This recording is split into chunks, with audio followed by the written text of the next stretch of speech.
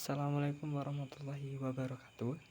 Saya Rehan Maulana Zaki, absen 30 dari kelas 10G, ingin mempresentasikan tentang apa itu Kerajaan Singosari.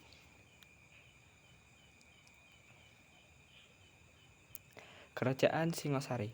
Kerajaan Singosari merupakan salah satu kerajaan besar di Nusantara yang berpusat di Jawa Timur, didirikan pada tahun 1222.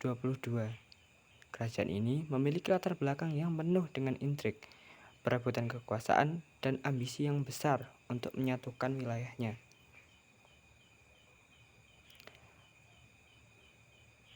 Aspek yang melatar belakangi, yang pertama yaitu runtuhnya Kerajaan Kediri. Awal mula berdirinya Singosari tidak lepas dari konflik internal di Kerajaan Kediri. Saat itu terjadi perselisihan antara Raja Kediri terakhir, Kertajaya, dengan kaum Brahmana. Kertajaya menuntut kaum Brahmana untuk menyembahnya sebagai dewa, namun ditolak. Kaum Brahmana kemudian melarikan diri ke wilayah Tumapel dan meminta perlindungan kepada Ken Arok. Yang kedua yaitu ambisi Ken Arok. Ken Arok awalnya adalah seorang pengawal di Tumapel yang berhasil merebut kekuasaan dari Tunggul Ametung dengan dukungan para Brahmana. Ken Arok melakukan pemberontakan melawan Kerajaan Kediri. Puncaknya terjadi pada pertempuran Ganter 1222, di mana pasukan Ken Arok berhasil mengalahkan Kertajaya. Kemenangan ini menandai berakhirnya era Kediri dan dimulainya pemerintahan dinasti baru, yaitu dinasti Rajasa dengan pusat pemerintahan di Tumapel yang kemudian lebih dikenal sebagai Singosari. Yang ketiga yaitu struktur pemerintahan dari politik. Selama masa berdirinya, Singosari dikenal karena dinamika politiknya yang keras, terutama terkait kutukan keris Empu Gandring yang melibatkan suksesi kepemimpinan melalui pertumpahan darah antara anggota keluarga kerajaan.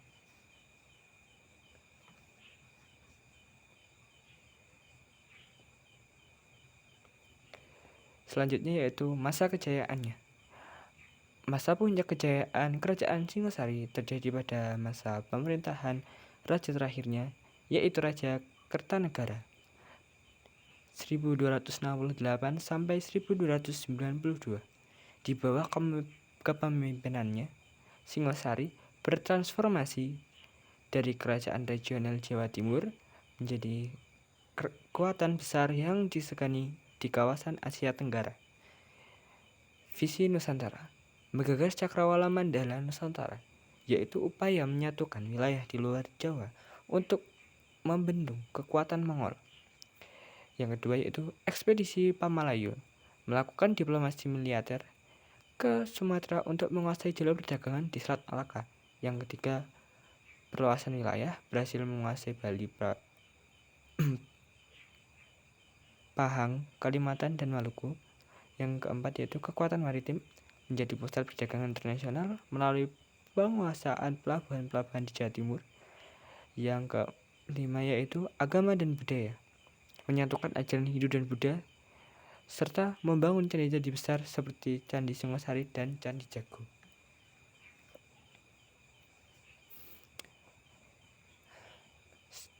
Seterusnya yaitu runtuhnya Singosari. Runtuhnya Kerajaan Singosari terjadi secara mendadak pada tahun 1292. Meski saat itu Singosari berada di puncak kejayaan, kerajaan ini justru hancur karena faktor internal yang tidak terduga. Kejadian ini kemudian menjadi jembatan berdirinya Kerajaan Majapahit oleh Raden Wijaya. Untuk faktornya sendiri yaitu ada dua. Yang pertama yaitu penyebab utamanya. Penyebab utamanya yaitu pemberontakan Jaya Katuang atau Bupati Gelang-Gelang yang ingin membalas dendam atas kekalahan leluhurnya, yaitu Raja Kediri. Yang kedua yaitu faktor kelengahan. Raja Kertanegara terlalu fokus mengirim pasukan keluar Jawa. ekspedisi Pamalayu, sehingga pertahanan di ibu kota sangat lemah. Akhir tragis. Jaya Katuang menggunakan taktik pengalihan untuk menyerang istana. Raja Kertanegara gugur dalam serangan tersebut, yang secara resmi mengakhiri riwayat kerajaan Singosari.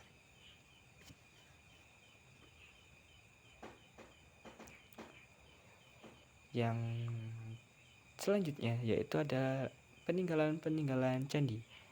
Yang pertama yaitu ada Candi Singosari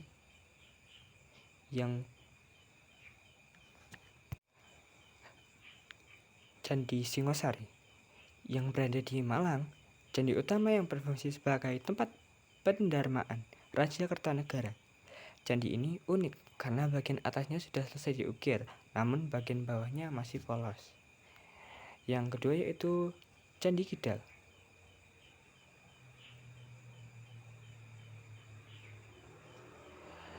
Candi Kidal berada di Malang, dibangun sebagai bentuk penghormatan untuk Raja Anusapati. Candi ini terkenal dengan relief Garudeya yang menceritakan tentang pembebasan perbudakan. Yang selanjutnya yaitu Candi Jago yang berada di Malang, tempat pendarmaan Raja Wisnuwardana. Arsitekturnya unik karena memiliki teras berundak seperti punden berundak. Terus yang terakhir yaitu Candi Songgoriti yang ada di Batu, satu-satunya candi di Jawa Timur yang memiliki mata air panas di bawahnya.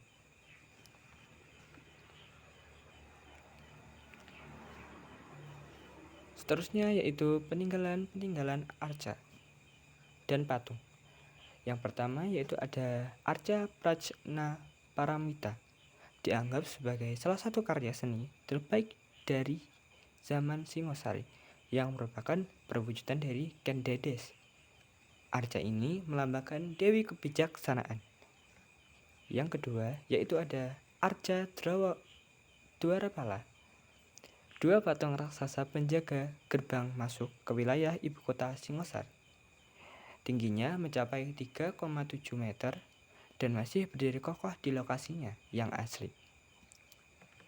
Yang selanjutnya yaitu ada Arca Amok Hapasa, arca yang dikirim oleh Raja Kertanegara ke Kerajaan Melayu atau Sumatera sebagai simbol persahabatan dan diplomasi.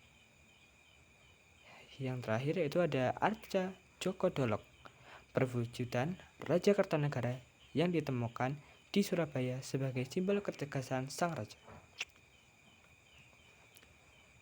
Dan untuk peninggalan-peninggalan yang terakhir yaitu peninggalan prasasti. Yang pertama yaitu ada Prasasti Mola Malurung, memberikan informasi detail mengenai silsilah raja-raja Singosari dan pembagian wilayah kerajaan. Yang kedua, yang terakhir yaitu Prasasti Singosari, dibuat untuk mengenang pembangunan sebuah gedung pemujaan bagi para pendeta yang gugur bersama Raja Kertanegara saat serangan Jaya Katuang.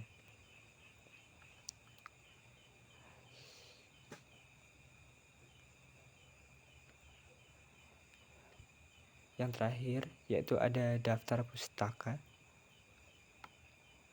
Saya mengambil dari jurnal Muljana Slamet 2005, Puncak Kemegahan Sejarah Kerajaan Majapahit Yogyakarta, LKIS. Yang kedua yaitu jurnal dari Pusponegoro MD dan Noto Susanto N 2008, Sejarah Nasional Indonesia 2, Zaman Kuno Jakarta Balai Pustaka. Yang ketiga yaitu ada Gramedia Literasi 2022, Sejarah Kerajaan Singosari, Asal-usul Sistem Pemerintahan dan Peninggalan, diakses online.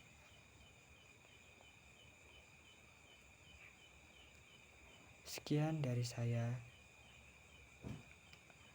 Kurang lebihnya mohon maaf bila ada salah kata dan salah sikap selama saya merecord diri saya di sini. Assalamualaikum warahmatullahi wabarakatuh.